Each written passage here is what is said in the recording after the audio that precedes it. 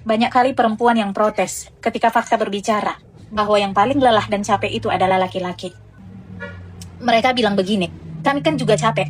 Kami mengurus rumah, mengurus anak, mengurus suami. Dari pagi sampai malam, tak ada henti-hentinya. Kami mengerjakan semuanya sendirian. Benar, yang kamu bilang itu benar. Tapi dengarkan dulu ini baik-baik. Kenapa laki-laki sering lebih lelah daripada yang kelihatannya? Laki-laki, dari dia muda sampai tua, pikiran dan hidupnya gak pernah lepas dari yang namanya keluarga. Setiap hari waktunya habis untuk bekerja. Dan uang yang dia dapatkan pun, dia pakai bukan untuk dirinya sendiri, tapi buat istri, buat anak, dan buat rumah. Dan yang tersisa hanya lelahnya saja. Kerutan di wajah, tubuh yang semakin hari semakin rentah. Dan laki-laki, seumur hidupnya, dia akan selalu menjadi tempatnya salah. Dia terlalu ganteng, dibilang genit. Tapi kalau penampilannya kurang menarik, dibilang gak laku. Kalau penghasilannya sedikit, dibilang laki-laki yang gak becus. Tapi kalau penghasilannya besar, malah dicurigai. Dia punya simpanan di luar.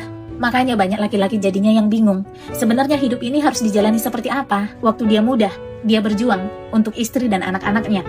Dan setelah dia tua pun, dia masih harus memikirkan masa depan dan kehidupan anak-anaknya. Kayak hidupnya itu cuma buat orang lain, bukan untuk dirinya sendiri. Coba lihat kenyataan. Kalau dalam satu keluarga hidupnya susah, siapa yang disalahkan? Pasti suami yang disalahkan. Dikatakan kurang bertanggung jawab lah, yang kurang usaha lah. Padahal faktanya, mungkin dia sudah jungkir balik di luaran sana hanya untuk mendapatkan uang. Kalau ada seorang wanita yang meninggalkan suaminya karena hidupnya miskin, banyak menganggap itu adalah hal yang wajar. Tapi coba misalkan ada laki-laki yang miskin, dia ngotot untuk mempertahankan wanitanya. Orang malah bilang, emang kau punya apa? Siapa kali kau? Laki-laki dituntut harus menjadi anak yang berbakti, suami yang bertanggung jawab, bisa menafkahi dengan layak. Dituntut juga menjadi seorang ayah yang bisa dicontoh dan jadi panutan, harus bekerja keras, dan dia nggak boleh salah sedikit pun. Karena jika dia salah langkah, maka yang jatuh bukan dia saja, tapi semua anggota keluarga ikut jatuh. Beda sama perempuan. Kalau perempuan di rumah istirahat, mager-mageran, nggak ada yang menyalahkan. Tapi coba laki-laki istirahat dan mager-mageran, dikatakan seorang pemalas. Makanya banyak laki-laki yang kadang kalau mereka pulang kerja, mereka nggak langsung pulang ke rumah. Dia duduk-duduk dulu di atas motornya, ngelamun, ngerokok. Karena apa? Karena pada saat itulah dia bisa menjadi dirinya sendiri, tanpa harus menjadi seorang anak, ayah, suami. Tapi begitu kakinya masuk selangkah ke rumah, dia akan kembali menjadi seorang sosok yang semua orang bergantung padanya. Tapi mirisnya, kadang tak ada seorang pun yang bisa menjadi dia tempat bersandar. Jadi para istri, kurangi sedikit keluhanmu, tambahi pengertianmu. Dia mungkin gak romantis, tapi bukan berarti dia gak peduli. Dia hanya capek menanggung beban dan tanggung jawab yang dia pikul sendiri tanpa henti. Berilah dia sedikit perhatian dan dukungan. Jangan sampai nanti dia mati rasa dan berhenti peduli. Jangan terlalu masuk ke dalam keluarga suamimu. Mau sebaik apapun mertuamu kepadamu, mau sehangat apapun iparmu menyambutmu, tetaplah ingat bahwa menantu tetaplah menantu. Ada batas yang tak bisa kamu lewati. Ada garis tak kasat mata yang selalu membedakanmu. Mungkin hari ini mereka tersenyum memelukmu dan memanggilmu dengan sapaan yang sangat ramah. Tapi esok, ketika ada masalah kecil dan perbedaan pendapat antara kamu dan mereka, maka kamu akan kembali disadarkan bahwa dirimu tetaplah orang asing dan kamu bukan darah daging mereka.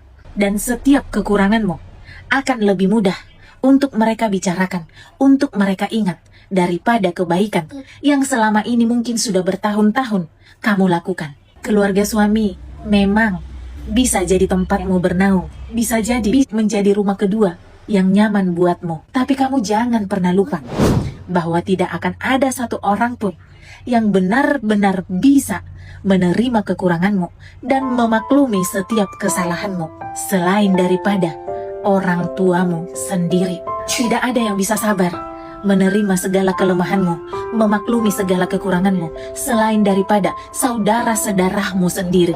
Mereka adalah rumah yang sesungguhnya tempat kamu akan diterima kembali. Sehancur apapun kamu, tanpa kamu harus takut dihakimi. Sebagus apapun kamu di mata pasanganmu, tetaplah jaga batas. Karena pada akhirnya, jika suatu waktu terjadi gesekan antara kamu dan suamimu, maka yang mereka bela bukanlah dirimu, tapi darah daging mereka, yaitu suamimu. Dan disitulah kamu akan merasa, benar ternyata saya hanya orang asing di tengah keluarga yang saya anggap selama ini sangat hangat. Maka tetaplah berdiri pada batasanmu.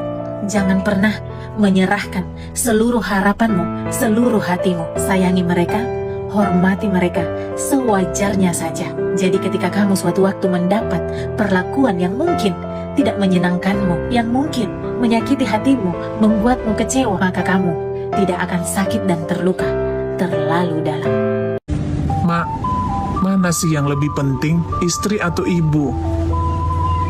Nah, dengar ya. Ibu dan istri itu memang sama pentingnya. Tapi kamu harus tahu, ketika kamu tua nanti, bukan ibu yang menemanimu, tapi istrimu yang akan menemanimu. Dan dia yang selalu ada di sampingmu. Surga memang katanya di telapak kaki ibu. Tapi percayalah, doa istrimu itu lebih mustajab. Dan darah memang lebih kental daripada air. Tapi percayalah, ketika kamu dahaga, ketika kamu kehausan, yang kamu minum itu air, bukan darah. Bahkan ketika anak laki-laki meninggal, ibunya tidak bisa ikut memandikan jenazahnya, tapi istrinya diperbolehkan. Dari situlah kamu harus pahami betapa sakralnya hubungan pernikahan antara suami dan istri. Jadi anakku, utamakan dulu istrimu sebelum kau mengutamakan orang lain. Dia itu perempuan yang rela loh meninggalkan keluarganya demi ikut denganmu. Dan dia mempertaruhkan nasibnya saat dia menikah samamu. Dia juga meninggalkan dunianya demi membuat dunia baru untukmu dan anak-anakmu. Ibu memang mempertaruhkan nyawa untuk melahirkanmu, tapi kau jangan lupa, istrimu juga mempertaruhkan nyawanya untuk melahirkan anak-anakmu. Usahakanlah kehidupan yang lebih baik dari sebelum dia menikah denganmu. Kalau dulunya dia bahagia bersama dengan orang tuanya, ketika dia menikah denganmu harus lebih bahagia lagi. Angkat derajatnya sebagai istrimu dan nafkahi dia dengan layak. Muliakan dia dan jadilah garda terdepan buat dia. Kamu harus rela pasang badan buat siapapun orang yang coba-coba merendahkan dia. Baktimu memang untuk ibu, tapi ingat tanggung jawabmu buat anak dan istrimu. Semakin kau membahagiakan istrimu, semakin kau mempermudah hidup istrimu, maka Tuhan juga akan terus mempermudah urusanmu, hidupmu, dan rezekimu. Percaya itu, ya. 4 rahasia yang diam-diam sangat dihargai seorang lelaki dari seorang wanita. Jadi kalian istri-istri, sini dekat-dekat, dengarkan baik-baik. Aku kasih tahu rahasianya. Wanita cantik itu memang menarik, tapi jangan salah, bukan kecantikanmu yang bisa memikat hatinya. Karena pada faktanya, banyak laki-laki yang punya istri cantik, tapi mereka masih berpaling, tapi mereka masih berselingkuh di luaran sana. Ternyata bukan itu poin pentingnya. Poin pentingnya adalah yang pertama, laki-laki itu sangat suka dan menghormati wanita yang tahu caranya menghargai. Laki-laki itu, dia itu sangat suka dan dia sangat butuh yang namanya penghargaan. Apalagi mereka dalam proses berjuang. Jadi istri-istri misalkan pulang suamimu ke rumah, jangan pula yang kau tanya hanya segini dapatmu. 1 harian kau kerja dari pagi sampai malam, hanya segini yang kau bawa pulang ke rumah. Jangan, itu tidak menghargai namanya. Jadi seberapapun yang dibawa pulang oleh suamimu, terima, syukuri, dan hargai. Yang kedua, laki-laki sangat suka dan mengagumi wanita yang tenang. Mereka sangat mengagumi wanita yang bisa berbicara dan menyampaikan perasaannya dengan tenang, tanpa drama, tanpa ngegas, dan tanpa marah-marah. Semakin kamu lembut berbicara kepada suamimu, semakin dia luluh. Tapi buktikan, semakin kamu marah-marah, semakin kamu ngegas, dia semakin malah nggak peduli samamu. Yang ketiga, laki-laki itu tidak suka dengan wanita yang sering membanding-bandingkan dirinya dengan orang lain. Walaupun sebenarnya niatmu itu bagusnya memotivasi dia. Misalkan kamu bilang seperti ini, "Pak, tengoklah suami si Markona itu. Harusnya Papa bikin begitu, Pak. Biar bisa Papa seperti dia. Cepat melejit karirnya." Jangan, niatmu memang baik. Tapi bagi dia, itu dianggap sebuah perbandingan yang bisa menjatuhkan harga dirinya. Jadi gak perlu kamu membanding-bandingkannya dengan proses orang lain. Ingat, laki-laki itu punya proses dan kecepatannya masing-masing. Tak boleh disama-samakan. Yang keempat, laki-laki itu sangat menyukai wanita yang punya karakter mau melayani. Laki-laki itu, mereka itu makhluk dominan. Mereka memposisikan dirinya ini adalah raja, pemimpin, kepala. Dan mereka sangat suka dengan yang namanya pelayanan. Jadi kamu sebagai istri harus telaten. Layani dia dengan pakaiannya, layani dia dengan makanannya, sediakan. Jangan biarkan suamimu mengambil makanannya sendiri, mengambil pakaiannya sendiri, jangan. Begitu juga dengan urusan ranjang. Usahakan kamu itu adalah istri yang agresif. Berikan sebelum diminta. Jangan harus diminta duluan. Itu pun kalau diminta kamu ogah-ogahan. Laki-laki tidak suka itu. Percayalah, laki-laki semakin dia dilayani dengan baik, semakin dia merasa bahwa dirinya ini berharga, merasa bahwa dirinya bernilai, dan dia akan sangat respect kepada wanita yang tahu memperlakukan dirinya dengan baik. Semakin dia merasa bernilai dan berharga karena perbuatanmu, percayalah. Sejauh kakinya melangkah, kemanapun dia pergi, hatinya pasti selalu tertuju padamu. Coba dipraktekkan, ya. Jangan terlalu larut dan jangan terlalu masuk ke dalam keluarga suamimu. Sebaik apapun mertuamu memperlakukanmu sekarang, dan sehangat apapun iparmu menyambutmu, tapi kamu harus ingat bahwa menantu tetaplah menantu. Ada batas yang tak bisa kamu lewati, ada garis tak kasat mata yang akan selalu membedakanmu. Mungkin hari ini mereka tersenyum memelukmu dan memanggilmu dengan sapaan yang hangat. Tapi esok, ketika ada masalah kecil dan kamu dengan mereka berbeda pendapat, maka pada saat itulah kamu akan disadarkan bahwa kamu bukanlah darah daging mereka. Dan setiap kekuranganmu akan lebih mudah untuk mereka bicarakan daripada kebaikan yang selama ini sudah kamu perbuat kepada mereka. Baiklah sewajarnya, dekatlah sewajarnya, dan memberilah sewajar dan sebatasnya saja. Jangan salah, keluarga suami mungkin bisa menjadi rumah kedua untuk tempatmu berlindung. Tapi kamu harus tetap ingat bahwa tidak akan ada orang yang benar-benar menerima kamu dengan segala kekuranganmu selain daripada orang tuamu sendiri. Tidak akan ada orang yang bisa sabar dan memaklumi semua kelemahanmu selain daripada saudara kandungmu sendiri. Mereka adalah rumah, tempat kamu benar-benar bisa pulang tanpa kamu harus takut dihakimi. Karena sebagus apapun kamu di mata keluarga suamimu, tapi perlu kamu harus tetap jaga batasanmu. Jangan pernah berpikir dan berekspektasi bahwa akan ada penerimaan yang sangat tulus dan benar-benar utuh.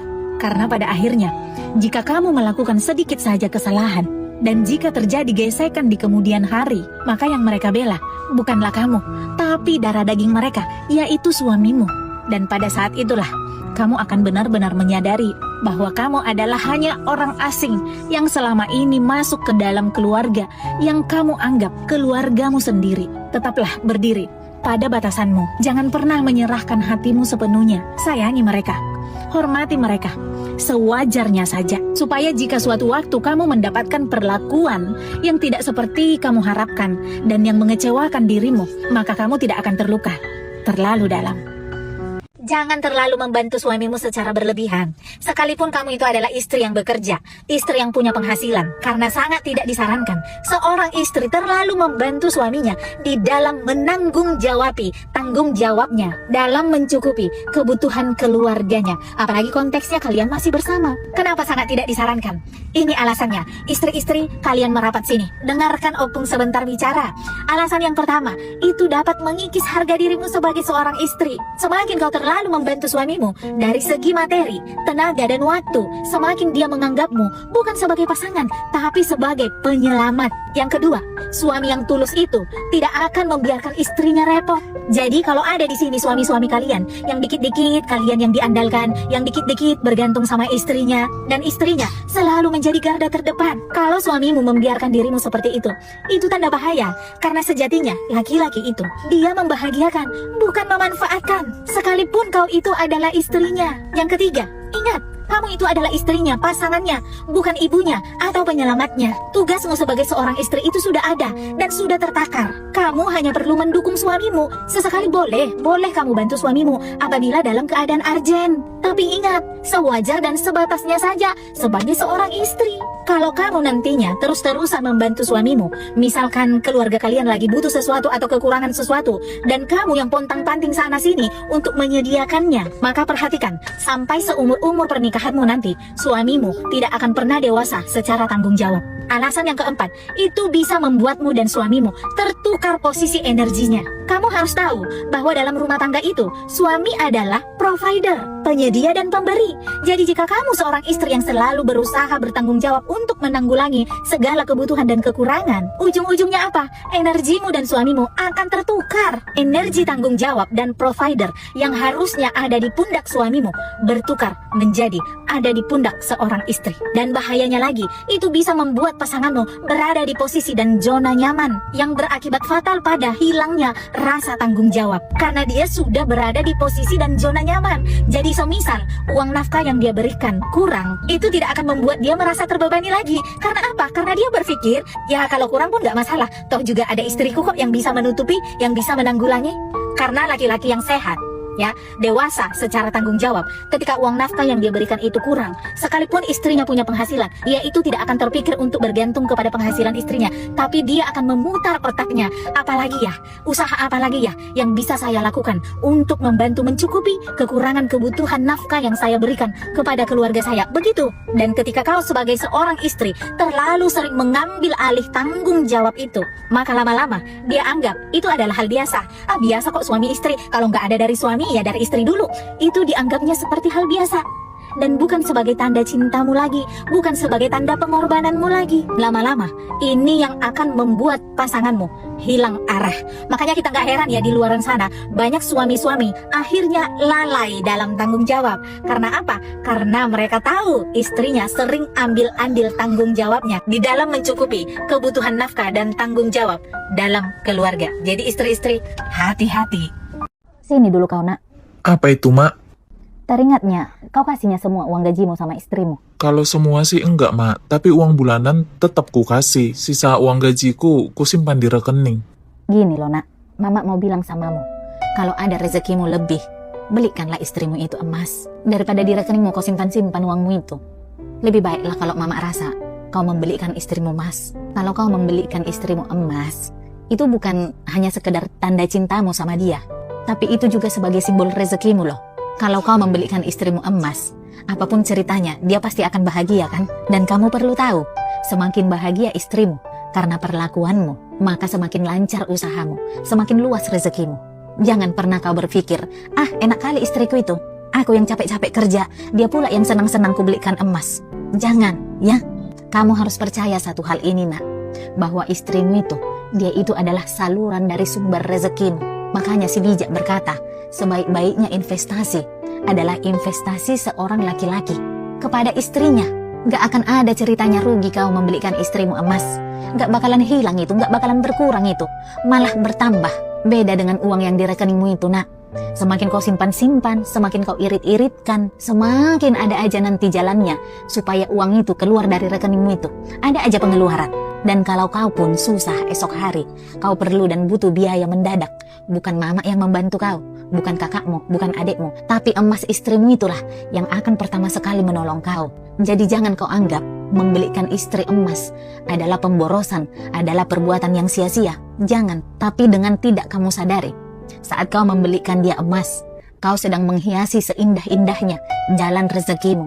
Sumber rezekimu bukan di doa ibu lagi nak, tapi di doa tulus dari istrimu. Karena setulus-tulusnya doa adalah doa seorang istri yang merasa hidupnya bahagia dan merasa hidupnya beruntung. Semakin istrimu merasa dia bahagia, dia beruntung telah mendapatkan kau, maka semakin beruntung pula lah kau dalam pekerjaanmu, dalam usahamu. Jadi jangan pelit-pelit kau sama istrimu. Jangan berpikir berpuluh kali kau hanya untuk membelikan emas kepada istrimu. Kau perhatikan orang-orang sukses di luaran sana. Penampilan istri mereka bagaimana? Semakin cantik istri-istri mereka, semakin berhias istri-istri mereka, semakin bahagia istri mereka, semakin sukses pula hidup laki-laki yang mereka dampingi. Ya, percaya kau itu. Makan baik-baik ka. Jangan itu. Makan na nasi bangko. Makan na nasi bangko, bay. Makan na nasi bangko. Ini baik kan. Biasa naman makan ikan. Kamu tahu nggak?